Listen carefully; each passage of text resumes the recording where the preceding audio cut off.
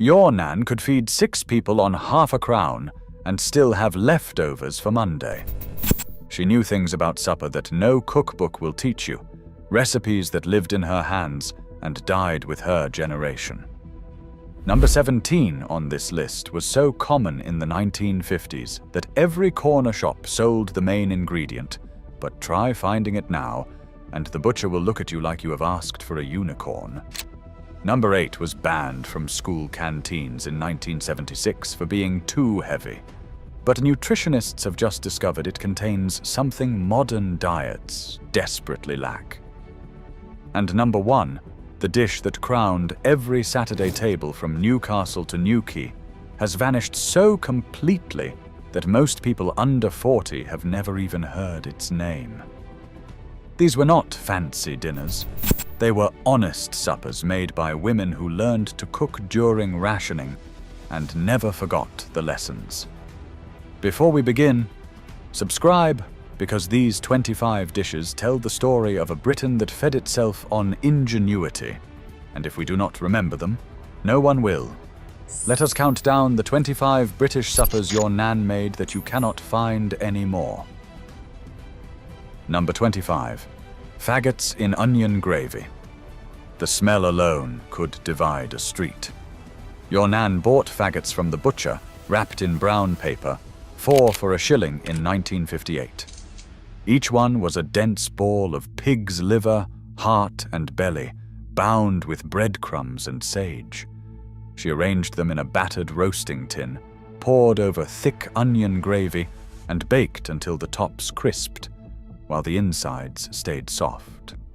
By 1955, the National Food Survey recorded that offal dishes appeared on tables in nearly half of British households each week.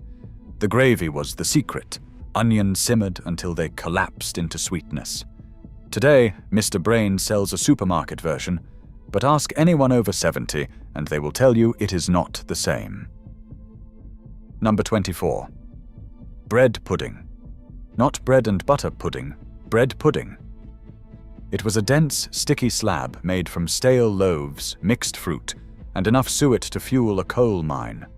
Your Nan soaked old bread in cold tea overnight, squeezed out the liquid with her bare hands, then mixed in sugar, spice, currants, and shredded suet.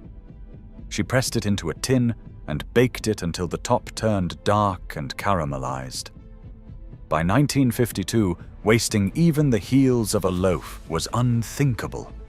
Children fought over the corner pieces where the edges crisped. Today you might find a pale imitation in a supermarket bakery.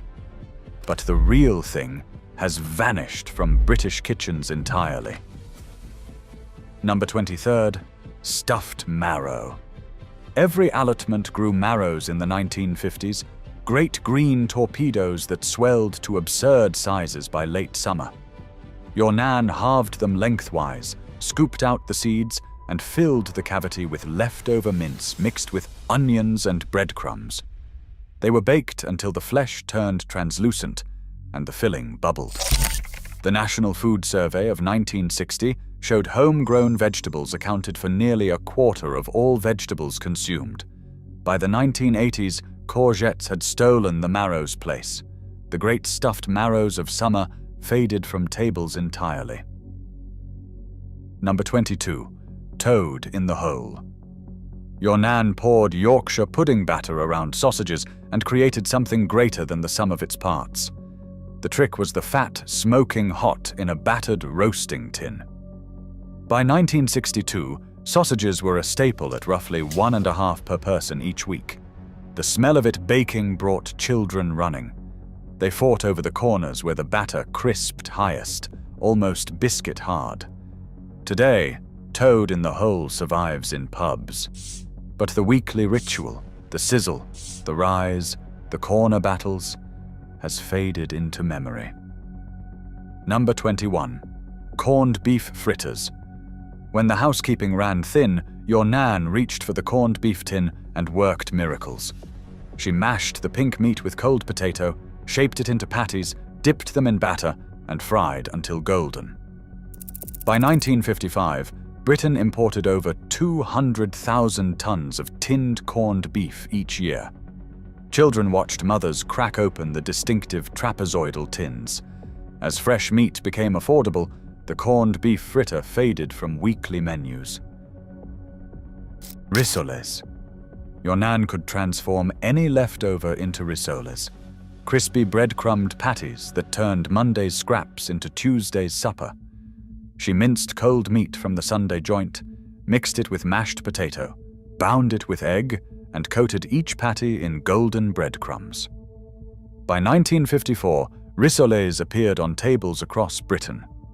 Ministry of Food leaflets praised them as the model of economy. Yet as convenience foods filled the freezers, the art of the risole faded.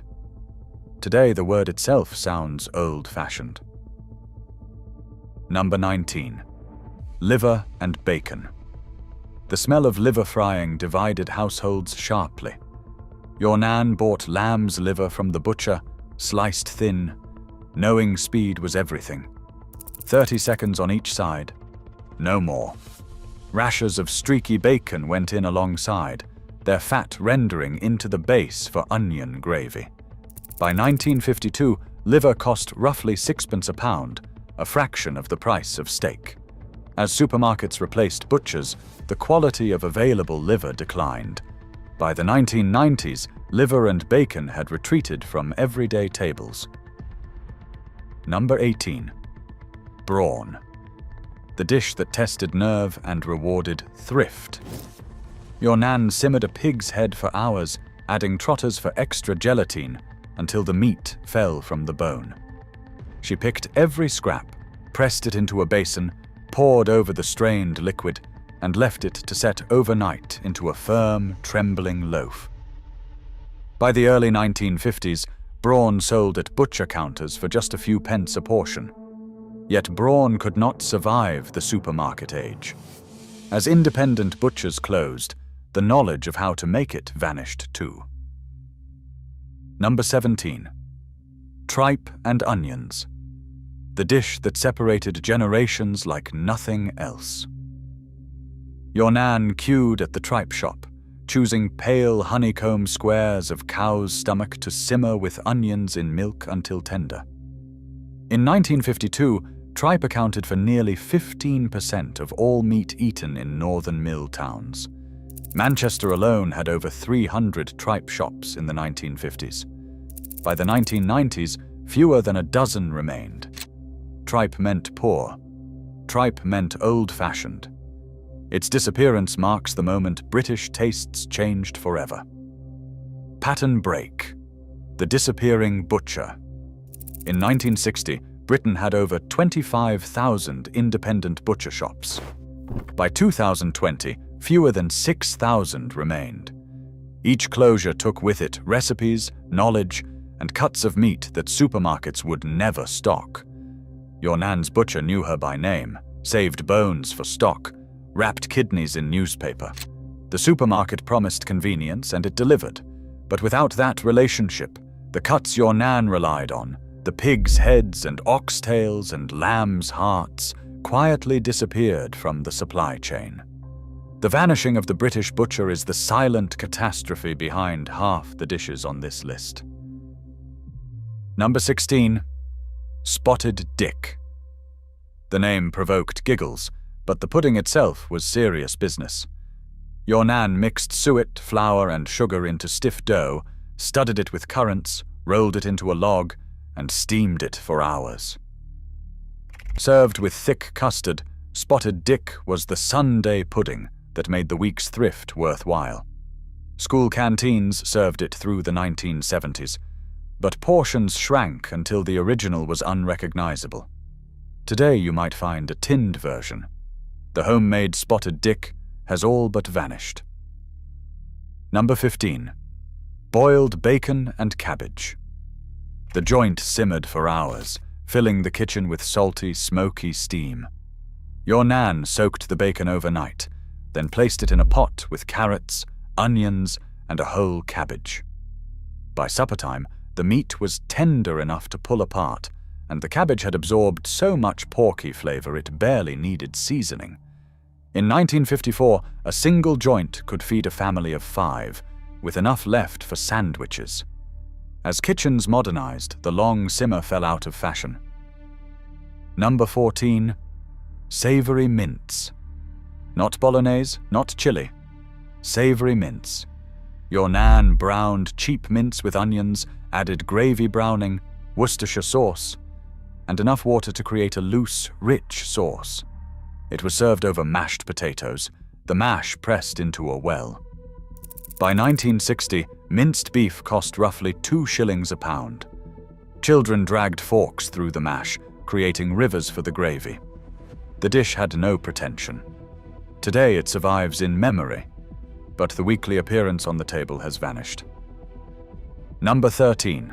Jam roly-poly.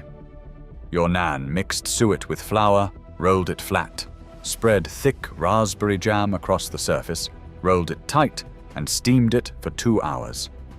By the 1950s, jam roly-poly appeared on school dinner menus weekly. Children queued with tin plates, hoping for a piece from the middle, where the jam spiraled thickest. School canteens abandoned suet puddings in the 1980s. Today, jam roly-poly survives as a nostalgic curiosity. Number 12. Cold meat and pickles. Monday supper, solved in 10 minutes. Your Nan sliced what remained of Sunday's joint, arranged it with pickled onions, beetroot from a jar, and English mustard. Bread and butter alongside. No cooking required. By 1954, cold meat suppers appeared at least once weekly, the natural follow-up to the Sunday roast. Modern refrigeration made cold meat suppers unnecessary. The pickle jar sits unopened in cupboards now, waiting for a cold meat supper that never comes. Number 11. Mince and tatties. Scotland claimed this dish, but it fed families everywhere. Your Nan browned beef mince with onions, added water and gravy granules, and simmered while potatoes boiled. The mince was thin, almost soupy, designed to stretch over floury mash. By 1960, mince cost roughly 2 shillings a pound. The smell of frying onions was the smell of home. We cook more complicated things now, forgetting that sometimes the simplest dishes satisfy the deepest. Number 10. Oxtail stew. The richest stew in the British repertoire. Your Nan bought oxtail for shillings and browned each segment until the kitchen filled with deep, meaty fragrance. Then came the hours, 3, 4, sometimes 5, of gentle simmering, until the meat fell from the bone and the cooking liquor turned glossy. Oxtail's decline began with the BSE crisis. By the time restrictions eased, a generation had forgotten how to cook it. We threw away the bones and lost the best part of the animal. Number 9. Stewed eels. The dish that made the East End famous. Your Nan might have bought them live, chopped them into chunks, then stewed them in a liquor of onions and parsley. They were served cold in their own jelly, or hot with mashed potato. By 1955, pie and mash shops served eels as a matter of course.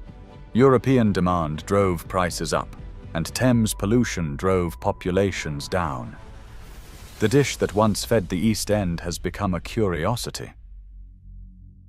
Number 8. Bread and dripping. The starkest reminder of post-war thrift. Your Nan scraped the pan after every roast, pouring rendered fat through muslin into a ceramic pot. The dripping set in layers, ready to be spread on bread with salt. This was supper, when there was nothing else. By the early 1950s, dripping cost nothing, because it was made from what would otherwise be thrown away.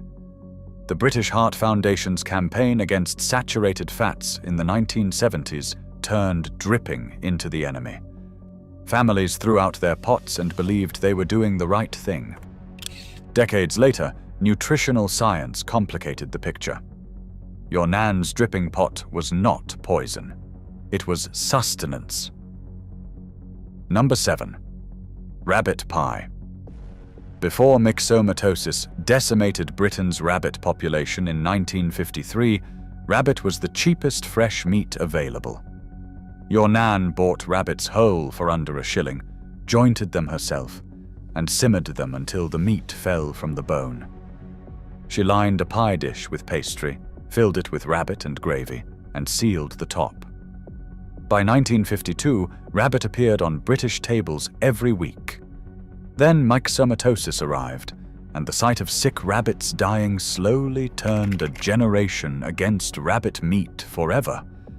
Rabbit pie vanished not because of changing tastes, but because of catastrophe. Number 6. Figgy pudding. It was the Christmas pudding before Christmas pudding took over. Your Nan mixed suet, breadcrumbs, flour, and dried figs into a dense batter, pressed it into a basin, and steamed it for hours. Unlike the boozier Christmas pudding, figgy pudding relied on the natural sweetness of figs. The carol preserved its memory long after the dish itself had faded. We still sing about figgy pudding every December without really knowing what we are demanding. Number 5. Sheep's head broth. This was the dish that tested modern sensibilities. Your Nan bought a whole sheep's head from the butcher, cleaned it, and split it. Into the pot it went, with barley, turnips, carrots, and leeks, simmering for hours. The result was soup more nourishing than any other. By the early 1950s, sheep's head broth appeared on tables across Scotland and northern England. The decline began with changing sensibilities, and it accelerated with BSE. Supermarkets never stocked sheep's heads. The knowledge of how to prepare them passed with the women who last made them. Number 4. Peas pudding. The Northeast kept this dish alive longest. Your Nan boiled split yellow peas for hours and mashed them with butter and salt until smooth and golden. Served alongside boiled ham, peas pudding was the taste of Tyneside. By 1958, market stalls in Newcastle sold it by the ladleful, yet supermarkets could not package its essence. The tubs that appeared on shelves bore little resemblance to the fresh, buttery slabs from the market stall. Number 3. Heart casserole. Your Nan bought lamb or pig hearts for pennies, stuffed them with breadcrumbs and sage, and braised them in a rich onion gravy. The meat required long, slow cooking, but it rewarded with a supper that filled every plate without emptying the purse. By 1955, heart appeared on tables across industrial Britain. Yet the heart could not survive the supermarket revolution. Its unfamiliar appearance made it unsuitable for the modern shopper. Today it is a rarity found only in specialist shops. The monarch of British suppers. Your Nan lined a pudding basin with suet pastry, filled it with braising steak and lamb's kidneys in thick gravy, sealed the top, and set it over simmering water for 4 hours. The kitchen filled with savory steam. By 1953, suet puddings appeared on tables across Britain. The secret was the cut of meat. Your Nan chose shin or chuck, knowing tough cuts would become tender after hours of steam. Supermarkets could not replicate this patience. As time became precious, the steak and kidney pudding retreated from weekly tables. Number 1. Paudi, Scottish sheep's head oatmeal soup. The dish so forgotten that spell check does not recognize its name. A Scottish sheep's head soup that makes ordinary broth look timid. Your Nan cleaned the head, singed off any remaining wool, split it lengthwise, and simmered it overnight with oatmeal and barley. By morning, the head had yielded everything. The resulting soup was thick with oatmeal and rich with slow-cooked bone, substantial enough to serve as a complete meal. Paudi was the dish of absolute thrift. By 1955, it had already begun its retreat. The supermarket revolution finished it entirely. The women who made Paudi did not teach their daughters. Today, the dish exists only in historical records and fading memories. Across all 25 entries, These forgotten British suppers tell a powerful story of change and loss, and the price of convenience. The common thread is the vanishing of the independent butcher and the rise of a food system that values uniformity over tradition. These dishes were not romantic. They were survival. Your Nan did not make them because she was sentimental. She made them because they worked. They stretched shillings. They filled bellies. Here is my challenge. Ask the oldest person you know what they ate for supper in 1955. Write down what they tell you, because once that generation is gone, we will have lost not just their recipes but their knowledge. Share what you discover in the comments. I want to know if anyone else's Nan made Paudi. Because these 25 suppers are not just food. They are memory itself, fading with every year that passes.